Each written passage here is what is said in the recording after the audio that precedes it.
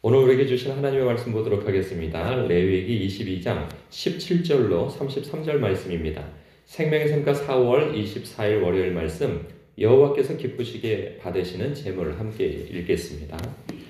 여호와께서 모세에게 말씀하여 이르시되 아론과 그의 아들들과 이스라엘 온 족속에게 말하여 이르라. 이스라엘 자손이나 그 중에 거류하는 자가 서원 제물이나 자원 제물로 번제와 더불어 여호와께 예물로 드리려거든 기쁘게 받으심이 되도록 소나 양이나 염소의 흠없는 수컷으로 드릴지니 흠 있는 것은 무엇이나 너희가 드리지 말 것은 그것이 기쁘게 받으심이 되지 못할 것임이니라. 만일 누구든지 서원한 것을 갚으려 하든지 자의로 예물을 드리려 하여 소나 양으로 화목제물을 여호와께 드리는 자는 기쁘게 받으심이 되도록 아무 흠이 없는 온전한 것으로 할지니 너희는 눈먼 것이나 상한 것이나 지체에 배임을 당한 것이나 종기 있는 것이나 습진 있는 것이나 비루 먹은 것을 여호와께 드리지 말며 이런 것들은 제단 위에 화제물로 여호와께 드리지 말라. 소나 양의 지체가 더하거나 덜하거나 한 것은 너희가 자원제물로는 쓰려니와 서원제물로 드리면 기쁘게 받으심이 되지 못하리라. 너희는 고안이 상하였거나 치였거나 터졌거나 배임을 당한 것은 여호와께 드리지 말며 너희의 땅에서는 이런 일을 행하지도 말지니라. 너희는 외국인에게서도 이런 것을 받아 너희의 하나님의 음식으로 드리지 말라. 이는 결점이 있고 흠이 있는 것인즉 너희를 위하여 기쁘게 받으심이 되지 못할 것임이니라. 여호와께서 모세에게 말씀하여 이르시되 숫소나 양이나 염소가 나거든 이래 동안 그것의 어미와 같이 있게 하라. 여덟째 날 이후로는 여호와께서 화제로 예물을 드리면 기쁘게 받으심이 되리라. 암소나 암양을 막론하고 어미와 새끼를 같은 날에 잡지 말지니라. 너희가 여호와께 감사제물을 드리려거든 너희가 기쁘게 받으심이 되도록 드릴지니며 그 제물은 그 날에 먹고 이튿날까지 두지 말라. 나는 여호와이니라. 너희는 내 계명을 지키며 행하라. 나는 여호와이니라. 너희는 내 성호를 속되게 하지 말라. 나는 이스라엘 자손 중에서 거룩하게 함을 받을 것이니라. 나는 너희를 거룩하게 하는 여호와요 너희의 하나님이 되려고 너희를 애굽 땅에서 인도하여 낸 자니 나는 여호와이니라. 아멘. 오늘 말씀은요, 여호와께서 기쁘시게 받으시는 제물에 대한 조건을 말씀해 주고 계시죠. 그 한마디로 하나님께 제사 드릴 때 쓰이는 제물은 하나님께서 기쁘시게 받으시도록 반드시 흠없고 온전한 것으로 드리는 것이 마땅하다. 이렇게 말씀하고 있어요. 다른 내용도 중간에 뭐 한두 구절 정도, 두세 구절 정도 들어가 있어도 이 전체 내용에 있어서 하시는 말씀은 이러한 말씀인 것이죠. 그래서 이 하나님 앞에 드려야 할 이 제물, 이 제사 때 쓰여야 할 이 제물들이 주로 짐승인데 이 짐승들이 흠이 있어서는 안 된다 하는 것이죠. 그런데 왜 이렇게 흠이 없어야 하는 것인가에 대한 이 말씀은 어제도 한번 언급해 드린 바가 있어요. 짐승과 제사를 지내는 그러한 이 제사자는 이 안수를 함으로 인하여서 동일화가 되어진다는 거죠. 그 짐승에게. 그러니까 하나님 앞에 나아갈 때 누구도 죄가 있어서는 안 되고 부정한 상태가 있어서는 안 돼요. 이 제사를 드리는 자가 어찌하든 하나님 앞에 흠결이 있기 때문에 부정하고 죄가 있기 때문에 하나님 앞에 나아가는 것인데 이 짐승이 이 제물로 쓰이는 짐승이 흠이 있게 되어지면 내가 하나님 앞에 이 짐승이 속죄의 제물이 되어지는 것인데 나 대신 이 짐승이 이 죄의 결과를, 이 대가를, 저주를 받아 죽게 되어지는데 나의 죄가 옮겨져야 되고 이 짐승의 흠 없음이 나한테 옮겨져 와야 하는 것인데 이 흠이 있으면 얘도 흠이 있고 나도 흠이 있고 그러면 제사에 아무런 효력이 없는 거예요. 이것은 사실 속죄 제물로 십자가에서 죽으실 예수님을 예표하잖아요. 예수님은 인간의 몸으로 오셨지만 흠없는 어린 양이시요 하나님의 독생자이시란 말이죠. 그래서 이 속죄 제물로 쓰이실 예수님을 예표하는데 예수님이 오시기까지 이 제물이 어찌하든지 하나님 앞에서 흠이 있으면 안 된다 하는 것이고 백성들도 그것을 분명히 인지하고 있어야 오실 예수님, 속죄 제물로 오실 예수님이 흠없음이 온전히 드러나게 되어짐을 백성들이 알아야 하는 것이죠.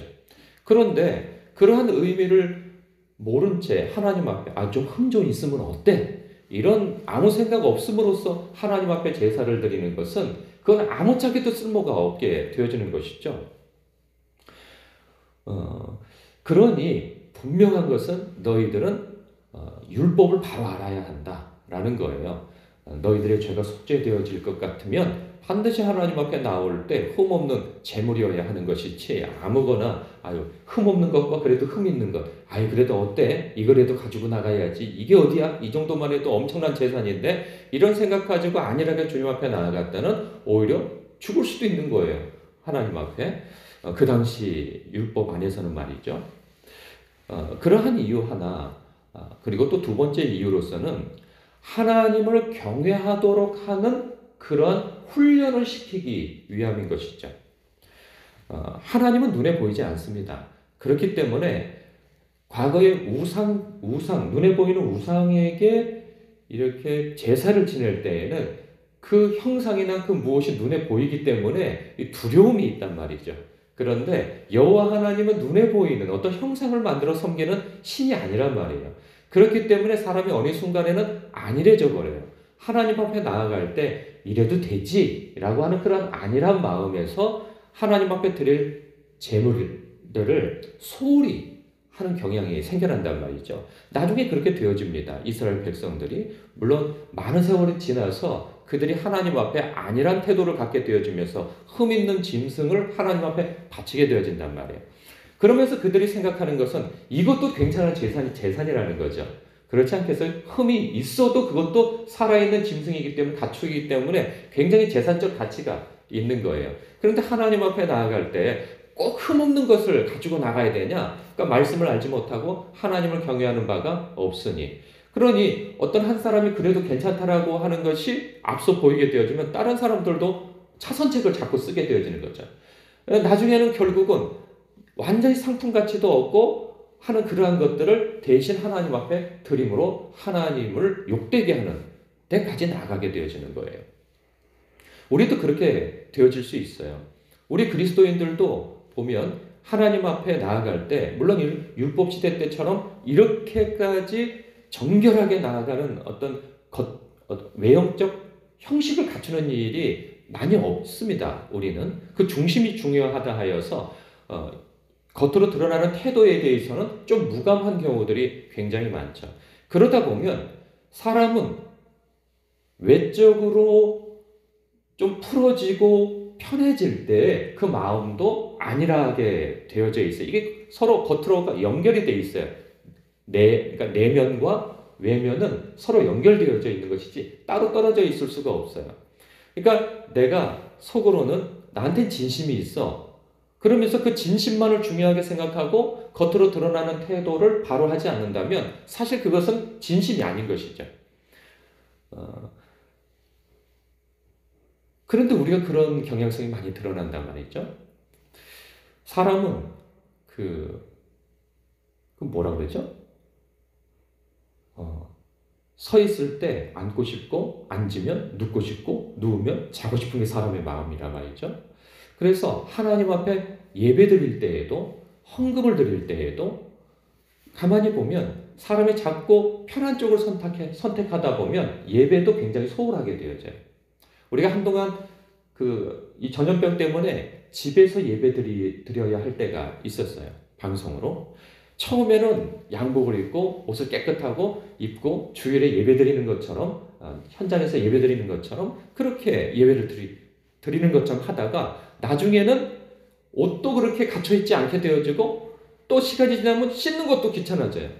어느 때에는 그냥 잠옷바람으로 이렇게 그냥 예배 드리고 그리고 아니면은 집에서도 예배 안 드리고 핸드폰을 들고 그 여행지에 가가지고 그냥 자기가 드리고 싶은 그 시간대에 그냥 편한 때에 그때 예배를 드린답시고 그렇게 드리게 되어지는 거죠. 사람이 이렇게 하나님 앞에 구별하여 드려야 할 이 주일, 이 예배 때에도 이렇게 무너지게 되어진다는 거예요.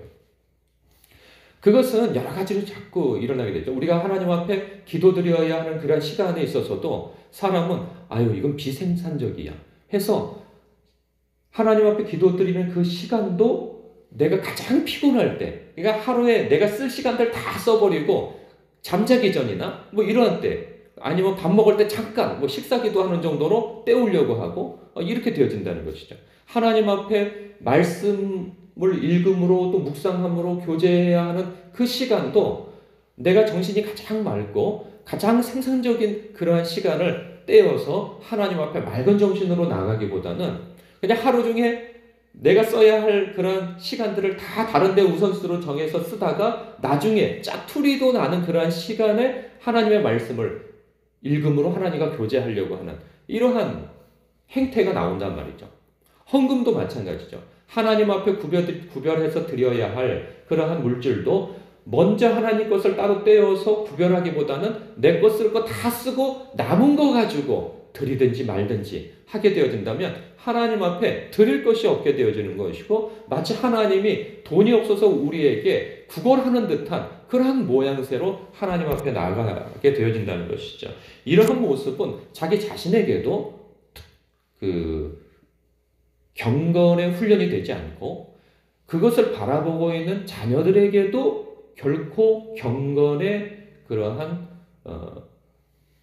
어떤 그 모습으로 전수가 되어지지 않고 새신자에게 있어서도 마찬가지인 것이죠. 그들은 아무것도 몰라요. 그래서 먼저 된 사람들이 하나님 앞에 어떻게 경건한 태도를 갖추고 신앙생활을 하는가 그 모습을 보면서도 따라가게 되어지는 것이죠.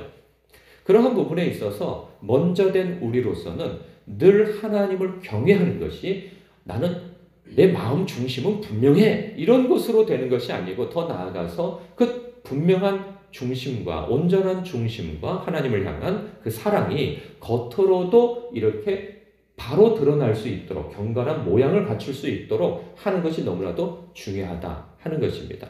이러한 것이 자녀들에게도 그리고 새신자에게도 자라나는 이제 나중된 성도에게도 훈련이 되어져서 하나님 앞에 경건한 모양과 중심을 가지고 하나님을 경외하는 신앙인으로 성장할 수 있게 되어지는 것이죠. 뭐 남은 그렇다 치고 먼저 나부터 하나님 앞에 내가 경건한 중심과 태도를 가지고 있는가 돌아보는 말씀이 오늘 말씀이 되시길 주님의 이름으로 축복합니다. 기도하겠습니다.